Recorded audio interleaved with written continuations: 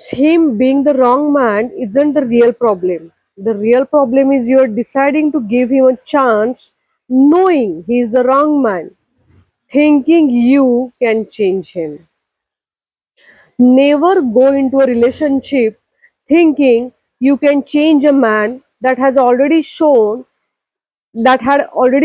you his true intentions are not what you want. In the end, he won't change and you will end up frustrated, heartbroken, and alone wishing you had done things differently. अं, प्रत्येक स्त्रीमध्ये किंवा आपण म्हणूया प्रेमामध्ये मी ह्या व्यक्तीला बदलू शकते किंवा मी या व्यक्तीला बदलू शकतो असा एक भलता कॉन्फिडन्स असतो. म्हणजे अगदी प्रेमात पडलेल्या प्रत्येक व्यक्तीला असतो की माझं त्याच्यावर किंवा तिच्यावर खूप प्रेम आहे आणि माझ्या प्रेमात ही व्यक्ती बदलणार किंवा त्याचा काही चुकीचा एक पॅटर्न असेल किंवा एखादी गोष्ट असेल. You are at wrong place. कुणीही बदलत नाही. मी 2 दिवसाची ऍक्टिंग करू शकते,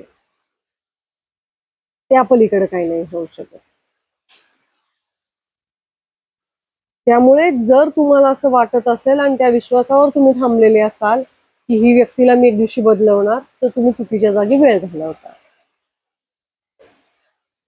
पण मग इव्हॉल्व झालं तर शो दॅट, प्रूव्ह इट. नाही नाही नाही, रिलेशनशिप मध्ये नाही.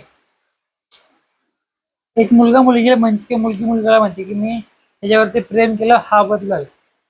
पण ती मुलगी त्याच्या आयुष्यात आलेली आहे, त्याला माहिती आहे की माझ्या आयुष्यात ते जसं ती बदल तसं मी पण बदललं पाहिजे किंवा ती आहे म्हणून बदललं पाहिजे. तसं केलं तर व्यक्तीने खूप चांगली गोष्ट आहे ना. हा पण तुमच्यामध्ये घडणारा बदल हा निदर्शनाला पण आला पाहिजे. तुम्हाला तोंडून फक्त बोलून दाखवायला लागतंय मी बदललोय मी बदललोय. नाही, हे तिला फील होतंय का किंवा हे त्याला फील होतंय का की अरे खरंच शी इज टेकिंग एफर्ट्स और ही इज टेकिंग एफर्ट्स, मग तुला बोलून दाखवण्याची गरजच नाहीये.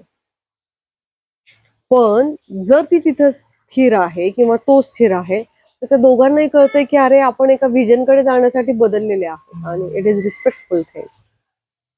पण तो दिसला पाहिजे, तो समोरच्याला फील झाला पाहिजे.